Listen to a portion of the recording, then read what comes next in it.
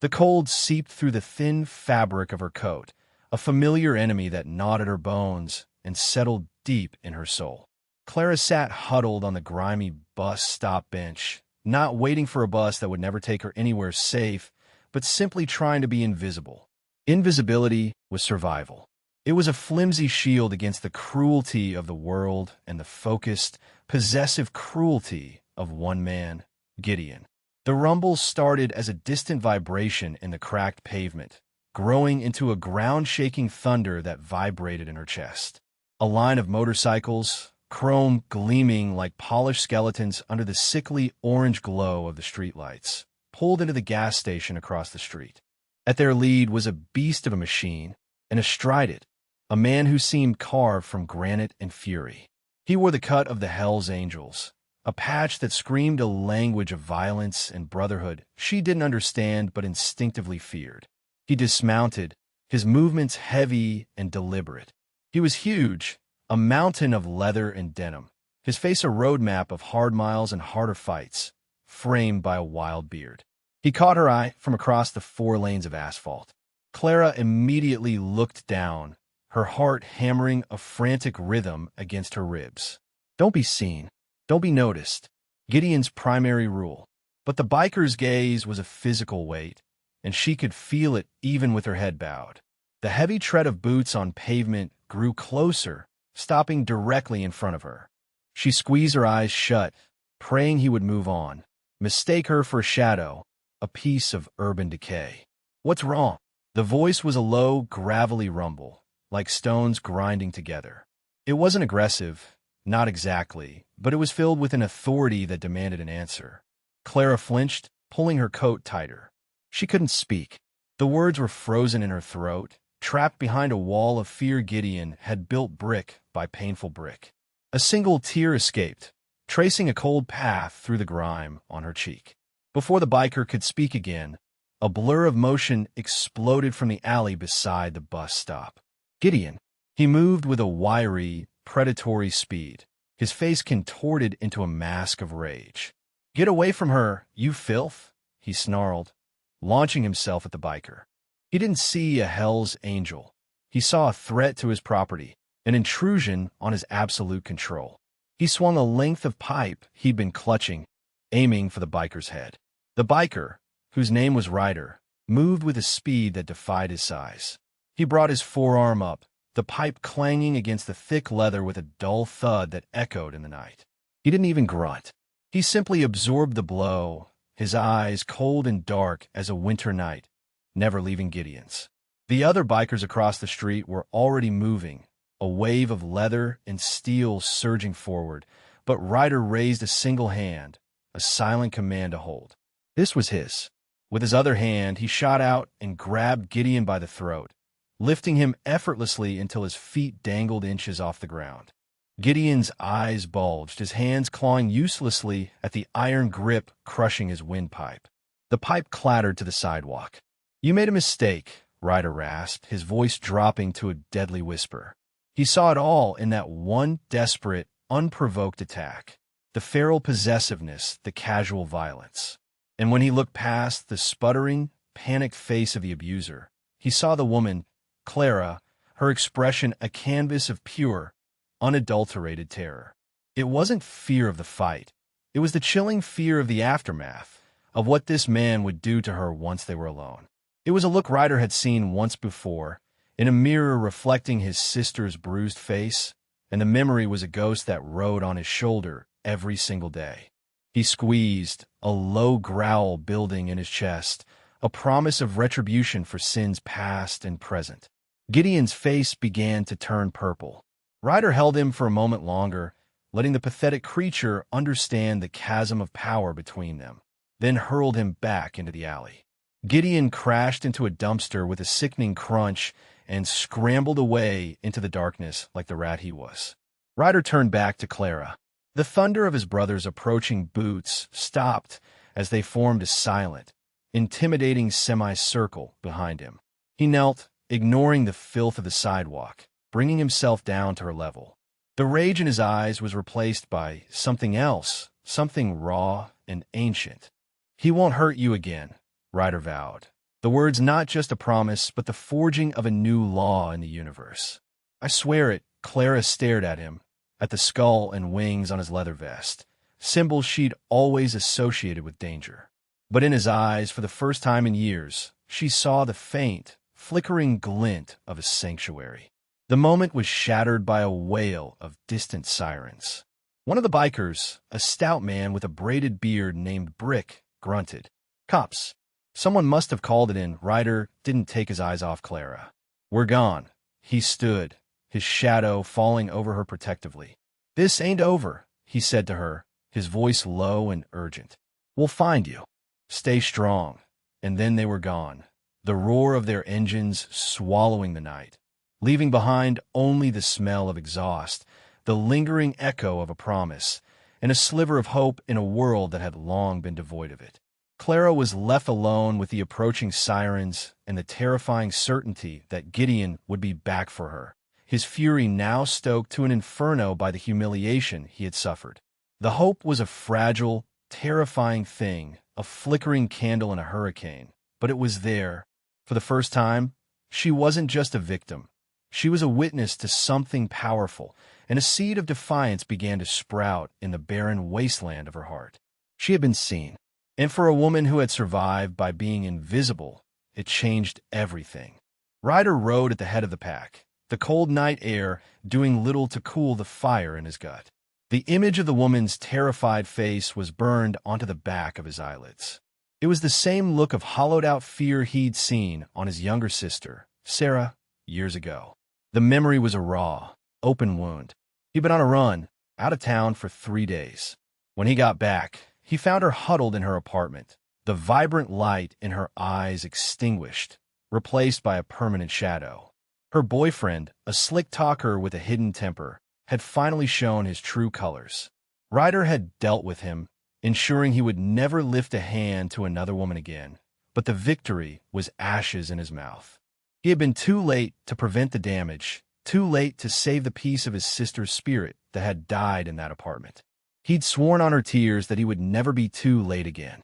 What's the play, Ree? Brick's voice crackled over the comm system in his helmet. Ryder's hands tightened on the handlebars. The play is we find her. We find him.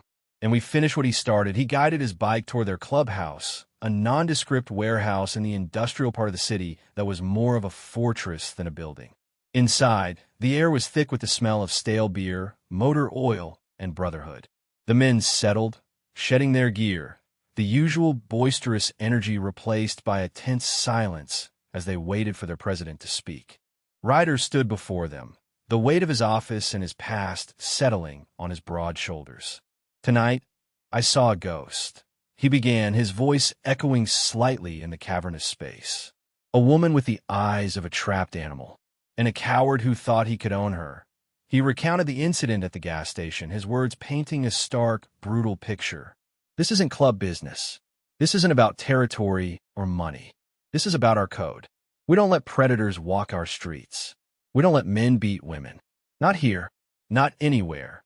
A low murmur of agreement rippled through the room. They had all seen things, lived hard lives, but there were lines that were never crossed. This was the deepest, most sacred line of all. He put his hands on one of us tonight. Brick added, his voice a low growl. He attacked our president. That makes it club business, Ryder nodded, acknowledging the truth in that. He ran. He's scared. But men like that, their fear turns to poison. He'll take it out on her. We have to find her before he does. The task seemed impossible. A nameless woman on the streets of a sprawling city.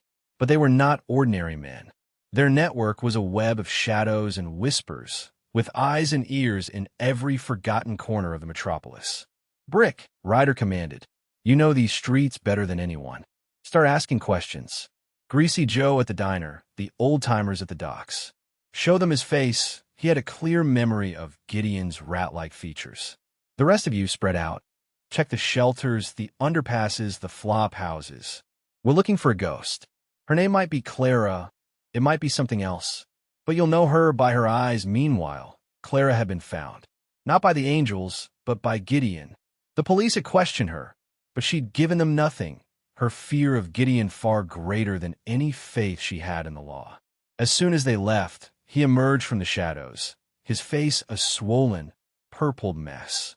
He grabbed her arm, his fingers digging in like talons, and dragged her through a labyrinth of back alleys to their current home, a squalid, single room above a pawn shop, the air thick with the stench of decay and despair.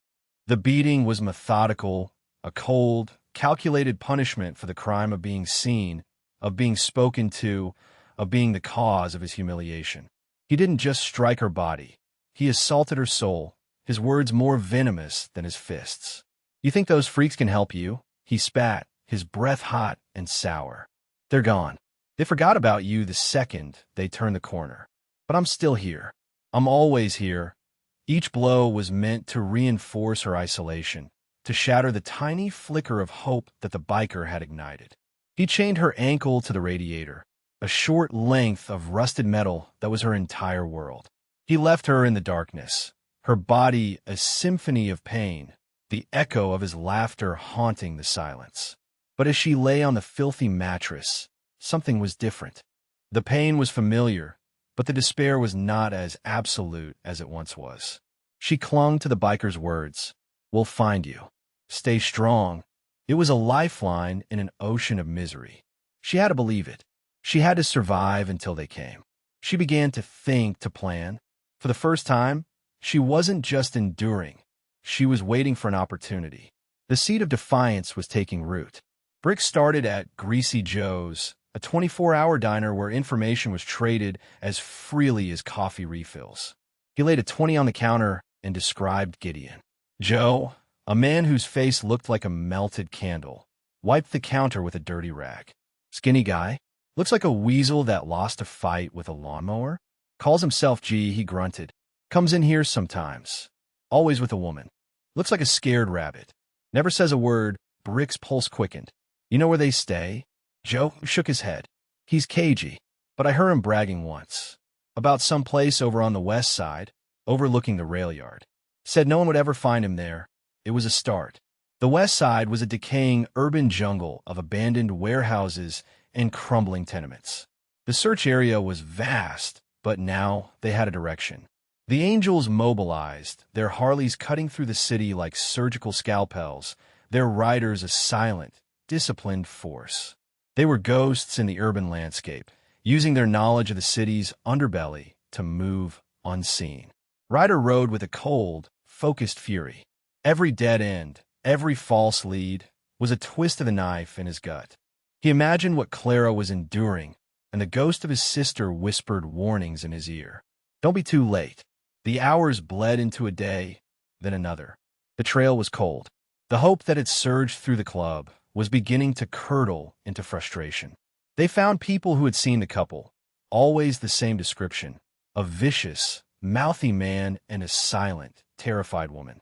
But their tracks always vanished. It was on the second night that they got their break. A prospect, a young kid named Sparrow with a talent for blending in, had been hanging around the shelters. He overheard two men talking about a crazy bastard named G who'd taken over a room above Old Man Fitzwilliam's pawn shop, threatening the old man to keep his mouth shut. The pawn shop was on the west side. It overlooked the rail yard. Ryder felt a jolt of adrenaline, sharp and clean. That's him. He got on the comms, his voice a low command that cut through the night. All units, converge on Fitzwilliam's pawn. Silent approach. No sirens, no lights. We going hard and fast. The plan was simple, brutal, and effective. They would surround the building, cutting off all escape routes. Brick, with his immense strength, would go through the front door of the pawn shop. Two others would take the fire escape. Ryder would lead the charge up the stairs. There would be no negotiation. There would be no warnings. This was not a rescue. It was an exorcism. As they gathered in the alley behind the shop, the low rumble of a dozen idling engines was the only sound. Ryder looked at the faces of his brothers, illuminated by the faint moonlight. He saw grim determination, loyalty forged in steel and fire. He thinks he's safe, Ryder said, his voice barely a whisper. He thinks the world forgot about her. Tonight, we remind him that some of us are always watching. He pulled on his helmet, the world narrowing to the mission ahead. He was no longer just Ryder, the club president. He was Sarah's brother, He was the promise he'd made to a terrified woman on a cold sidewalk. He was vengeance on two wheels. Inside the room, Clara heard the distant, almost imperceptible rumble. It was a sound she'd heard once before, a sound that vibrated not in her ears, but in her soul. Hope, sharp and painful, lanced through her. Gideon heard it too. He went to the grimy window, peering down into the street. A stream of curses fell from his lips. "It's them," he hissed, his face pale with a mixture of fear and fury. He turned on her, his eyes wild. "This is your fault." He lunged for her, but Clara was ready. She had spent the last 2 days working a loose floorboard near the radiator, her fingers raw and bleeding. Beneath it, she had found a rusted, heavy wrench left behind by a long-forgotten plumber. As Gideon reached for her, she swung it with all the strength born of desperation and rage. The wrench connected with his knee with a sickening crack. He screamed, a high-pitched sound of agony and surprise, and crumpled to the floor. At that exact moment, the pawn shop door below them splintered into 1,000 pieces as brick came through it like a freight train. The sound of heavy boots thundered on the stairs. The world exploded in noise and motion. The door to their room burst open, flying off its hinges. Ryder stood there, framed in the doorway, a figure of righteous fury straight from a nightmare. His eyes found Gideon writhing on the floor, then locked with Clara's. He saw the wrench in her hand, the defiant fire in her eyes, and a slow, grim smile touched his lips. He had come to save a victim, but he had found a survivor. The confrontation was brutally short. The other bikers flooded the room, a tide of black leather that overwhelmed Gideon. He tried to fight back, but he was a cornered rat against a pack of wolves. Ryder walked past the melee, directly to Clara. He produced a pair of bolt cutters from his jacket and with one powerful squeeze, snapped the chain binding her to the radiator. The sound of the metal parting was the sweetest sound she had ever heard. Freedom. He knelt before her, gently taking the wrench from her trembling hands. "You did good," he said, his gravelly voice filled with a respect that warmed her more than any coat. He helped her to her feet, his touch surprisingly gentle. As he guided her out of the room, she didn't look back at Gideon, who was now being dealt with by the silent, efficient justice of the Brotherhood. She didn't need to. He was a part of her past, a ghost that no longer had any power over her. Downstairs, the street was filled with the chrome and steel of the Hells Angels bikes, their engines a rumbling chorus of victory. They formed a corridor for her, their hardened faces, which once seemed so terrifying, now looked like a wall of protection. Brick handed her a thick leather jacket, and she shrugged it on, the weight of it feeling like armor.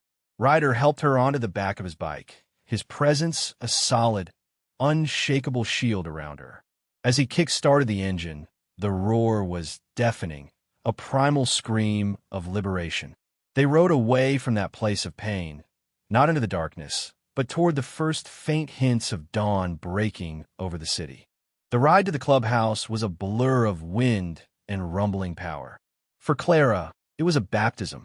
The cold air scoured the stench of fear and confinement from her lungs, replacing it with the scent of leather, gasoline, and freedom. When they arrived, the clubhouse, which she had imagined as a den of menace, felt like a sanctuary.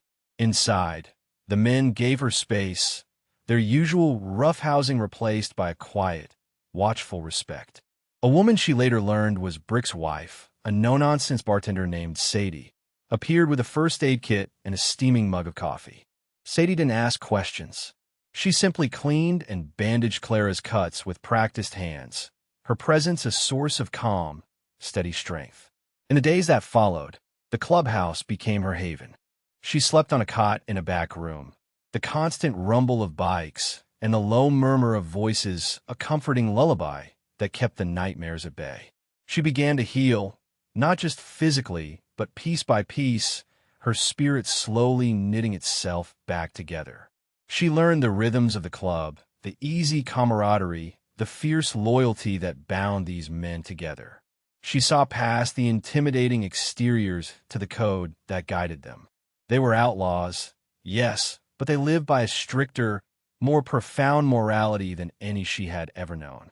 They protected their own, and they had decided she was one of them. Ryder never spoke of his sister, but Clara saw her ghost in the way he watched over her, in the fierce protectiveness that radiated from him.